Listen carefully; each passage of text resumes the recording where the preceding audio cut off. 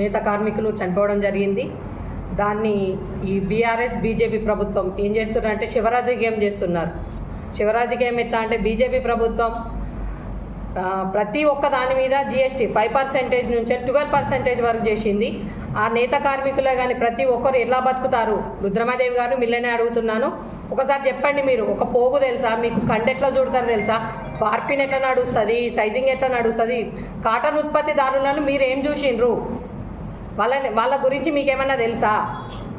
ఏమైనా ప్రభుత్వాన్ని ఆడిపోసుకోవడమే కాదు, మీరు ప్రతి ఒక్కటి తెలుసుకోండి. మీరు ఒకటి ఇంకొకటి, ఇక్కడ కాకతీయ టెక్స్టైల్ పార్క్ ఉంది, ఇక్కడ రావాల్సినది వరంగల్ తీసుకుపోవడం జరిగింది. ఎంపీ బండి సంజయ్ గారు ఇక్కడ రావాల్సింది ఎందుకు తీసుకొని పోయినరు? నేత కార్మికుల చావులకు కారణం అని అంటున్నారు కదా, ఇక్కడ నుంచి అక్కడికి ఎందుకు తీసుకుపోయినరు? ఇక్కడ నేత కార్మికులు చాలామంది ఉన్నారు, వీళ్ళకు ఉపాధి కల్పించాలన్న ఉద్దేశం ఉన్నప్పుడు ఇక్కడనే రావాల్సింది, అటెందుకు పోయింది? ప్రతి ఒక్క కార్మికుడు 100 మంది కాదు 1000 మంది బతికేవాళ్ళు ఇక్కడ కార్మికులు.